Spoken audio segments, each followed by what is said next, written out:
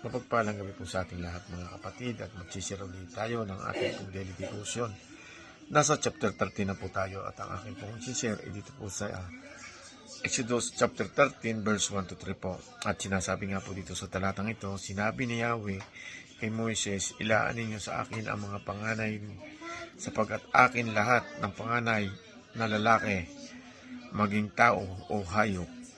Sinabi naman ni Moises sa mga Israelita, alalahanin ninyo ang mga araw na ito ng inyong paglaya sa pagkaalipin sa bansang Ehipto. Mula rooy inilabas kayo ni Yahweh sa pamamagitan ng kanyang kapangyarihan. Huwag kayong kakain ng tinapay na may pampalsa. Amen. Salamat po sa Panginoon sa pagbasa po ng kanyang banal na salita. Mapagpalang hapon po sa inyong lahat.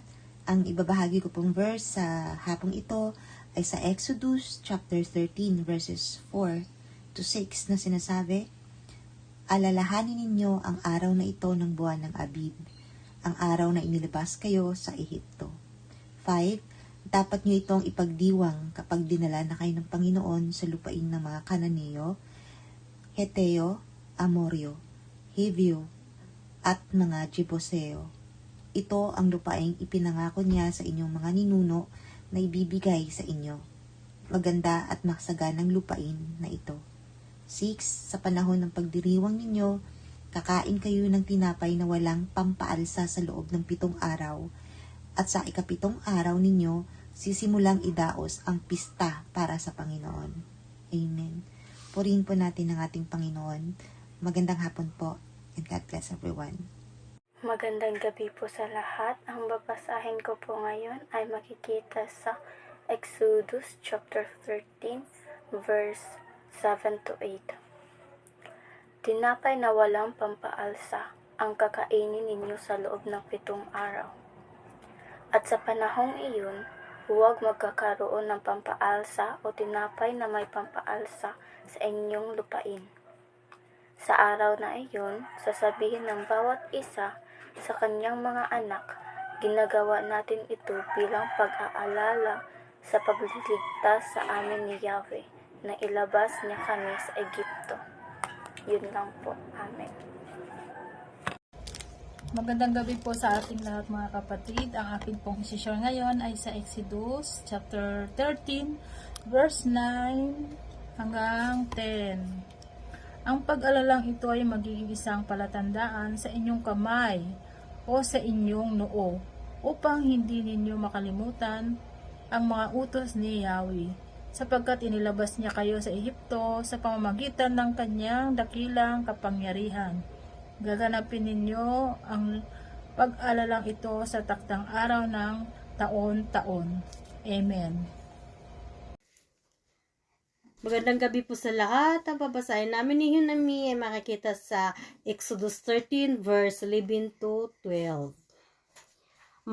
Mangyayari pagkadala sa iyo ng Panginoon sa lupain ng Kananeo, kaya nang isinumpa sa iyo at sa iyong mga magulang at pagkabigay niyaon sa iyo. Ihihiwalay mo para sa Panginoon yaong lahat na nagbubukas ng bahay bata at bawat panganay na meron ka na mula sa hayop. Ang mga lalaki ay sa Panginoon.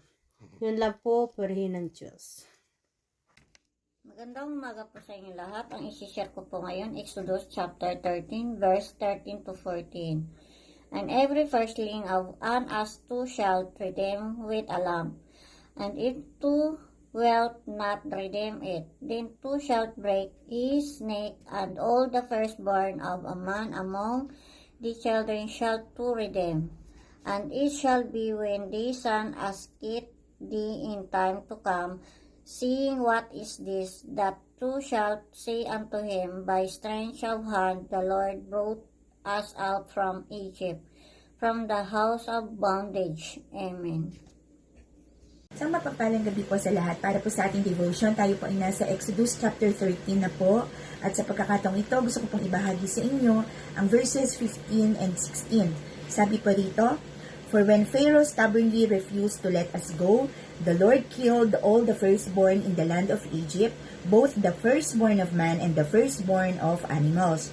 Therefore I sacrifice to the Lord all the males that first opened the womb, but all the firstborn of my sons I redeem. It shall be as a mark on your hand, or frontlets between your eyes, for by a strong hand the Lord brought us out of Egypt. Amen. Purihin ang Panginoon sa pagkabasa po ng kanyang salita. Isang mapagpalang gabi po sa ating lahat. Ang i-share ko po ngayon ay makikita sa Exodus Kapitulo 13, versikulo 17 hanggang 18. Ito po ang nakasaad.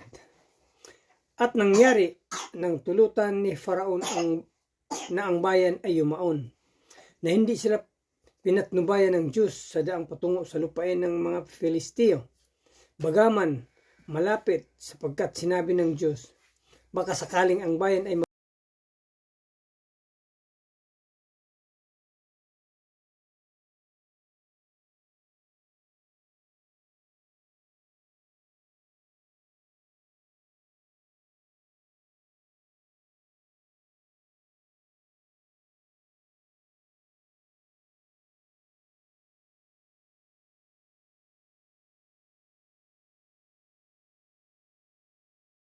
Na yung babasahin ko po, Exodus chapter 13, verse 19 to 20. At dinala ni Moises ang mga buto ni Jose, sapagkat kaniyang ipinanumpang mahigpit sa mga anak ni Israel, na sinasabi, tunay na dadalawin kayo ng Diyos, at inyong isasampa ang aking mga buto mula rito na kasama ninyo. At sila'y naglalakbay mula sa Sukot at humantong sa Edam sa hangganan nag-ilang. Amen. Magandang pagpapalang gabi po sa ating lahat at nasa Exodus chapter 13 na po tayo at ang aking babasahin ay sa verses 21 to 22, pero bago ko basahin iyon, balikan lang po natin yung mga nakaraan dito, no? Ito po yung binasa nating kahapon ay ito po yung pagdiriwang ng unang Paskwa o linggo ng pagkabuhay, no? Passover, ganun. Kasi po, di po ba depende sa ating mga paniniwala o relihiyon, yung mga tuntunin, paano natin ipinagdiriwang o paano natin isinasagawa yung pagpapasalamat or paggunita sa linggo ng Paskwa, linggo ng pagkabuhay. Di po ba? Dito marami iba. Alam niyo tong Exodus nagkataon na nandito tayo ngayon sa panahon kung saan ginugunita natin yung mahal na araw or Holy Week. Tapos Sunday andon yung linggo ng pagkabuhay, no? Easter Sunday. Dito po sa Korea pinagdiriwang nila yon na karamihan sa mga Katoliko. Yung may ibang churches dito, no? Siguro depende po yun sa ating mga paniniwala nga kung paano nila ito ipinagdiriwang sa pamamagitan, namimigay sila ng itlog. Yun po. Hindi ko po alam kung anong simbolo kung bakit sila namimigay ng itlog, no? At tayo naman bilang dati na nagdaan sa Katoliko na tulad ko ay sinasalubong namin ng palaspas. Diba't napag-aralan po natin yon sa ating isang professor na ipinaliwanag doon, no? Yung pong kahalagahan ng yung kahulugan ng katawan ng nagsisimbolo ng katawan ng ating Panginoon at dugo ng Panginoon, no? Yung matcha ay nabanggit din dito na sa pagkaalipin sa bansang Ehipto mula ro'y inilabas kayo ni Yahweh sa pamamagitan ng kanyang kapangyarihan. So sa kapangyarihan ng ating Panginoon, kumbaga na pagtagumpayan ng ating Panginoon yung mga kasalanan, pinagbayaran niya ng mga kasalanan, no, ng ating mga ancestor, ng ating mga ninuno, na ating minana yung ating na mga kasalanan, no, sa ating mga ninuno, at napagtagumpayan niya yon. At ito'y pagunita lang sa sakripisyo ng ating Panginoon na pagtubos sa ating mga kasalanan, no?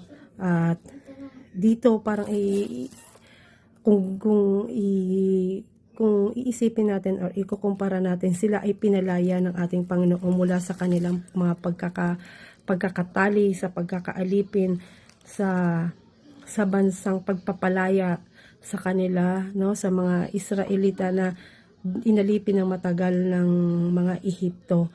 Kaya ngayon, ang nais ng Panginoon, binigyan si Moises ng instruction na ganito niyo ipagdiriwang ang Pasko, unang Pasko, no? Ito po yung kanilang beginning of journey from Egypt, no? At yung binabanggit din doon na sa pamamagitan ng kanyang kapangyarihan, no? Napaka-sovereign God ng ating Panginoon.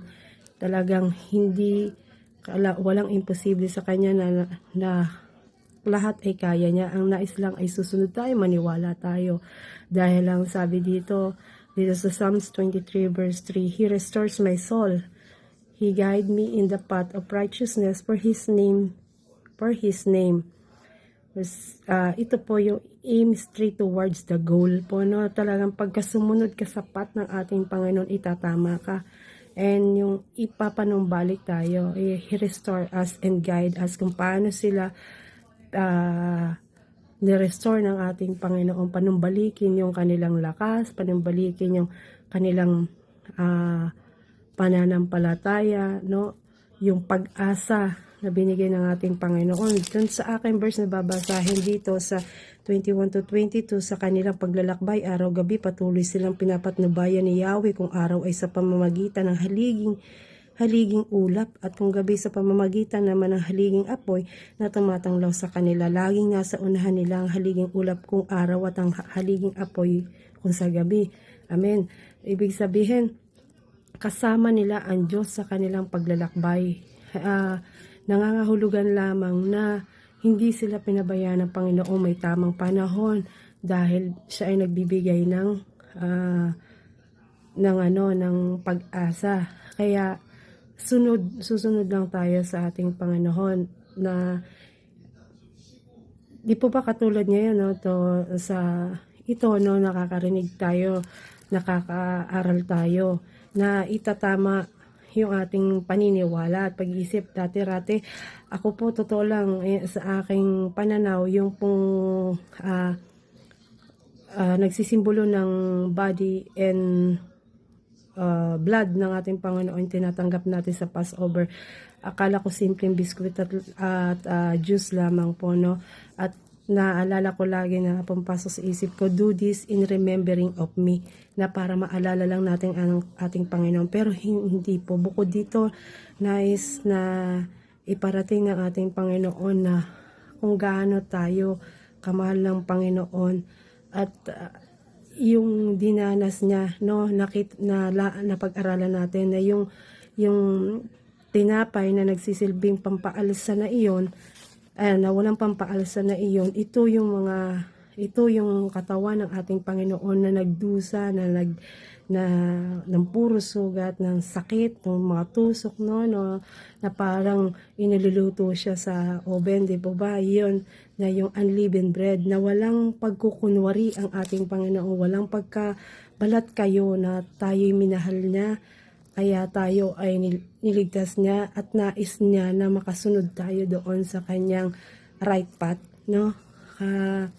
Pero darating ang panahon dito na manghihina pa rin tayo, kasi nais ko lamang pong dugtungan. Ito po yung nabanggit po rito kasi sa chapter 3 verse 1, ang pagtatalaga sa panganay. Sinabi ni Yahweh kay Moises, ilaan ninyo sa akin ang mga panganay, sapagkat akin ang lahat ng panganay na lalaki sa Israel, maging tao o hayop. Diba, sabi nga, yung firstborn, like Isaac, kung naalala po natin si Abraham, nung hiniling ng ating Panginoon, sinubukan siya na kung kaya niyang ibigay, no, isuko yung kanyang anak, nag-iisang anak na panganay, ito nila ni Sarai, di po ba?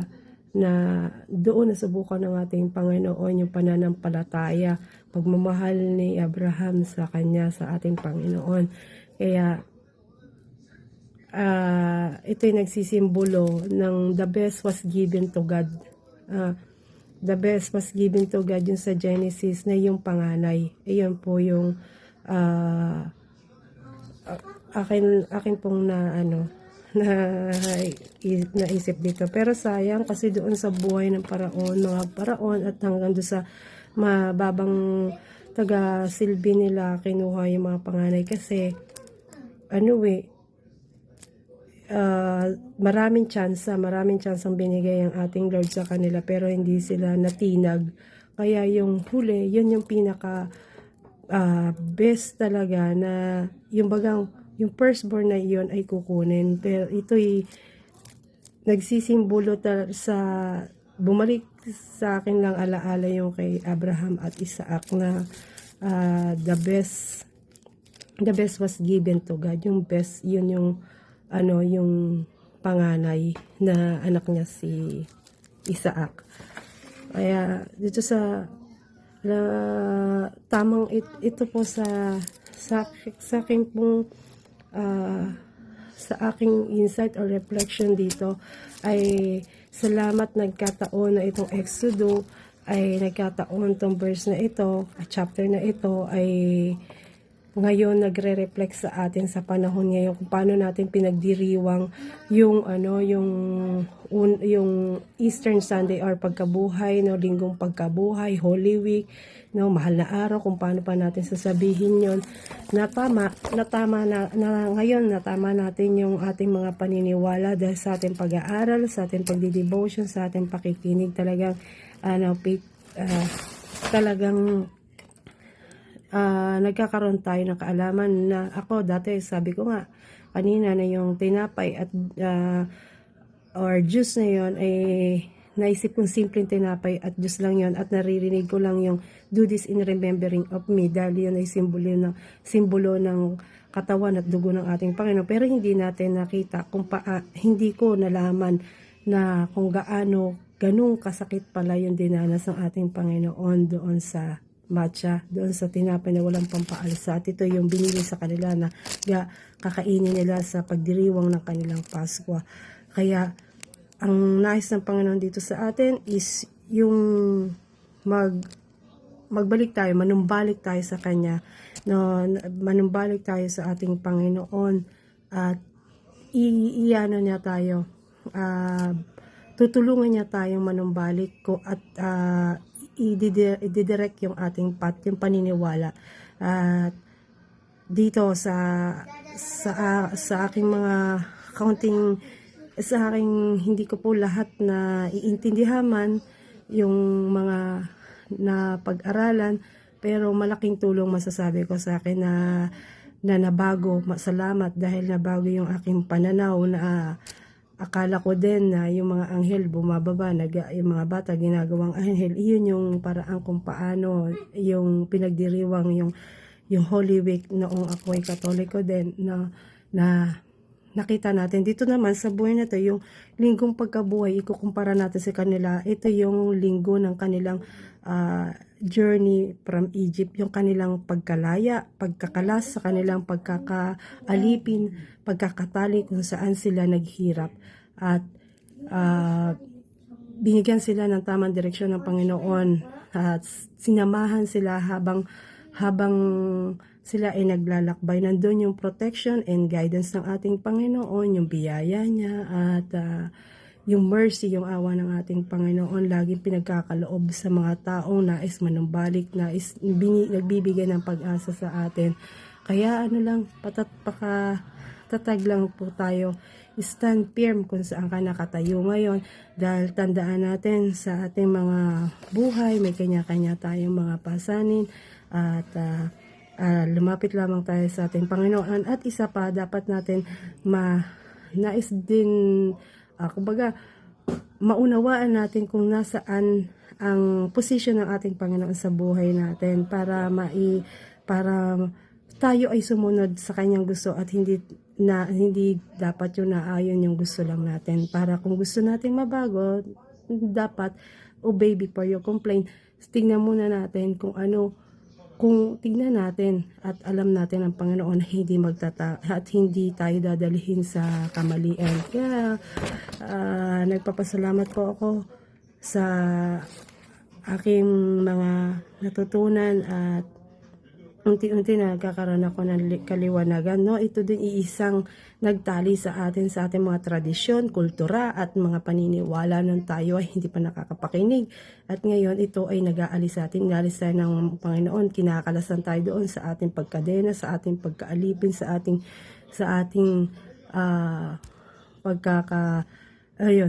slave, no?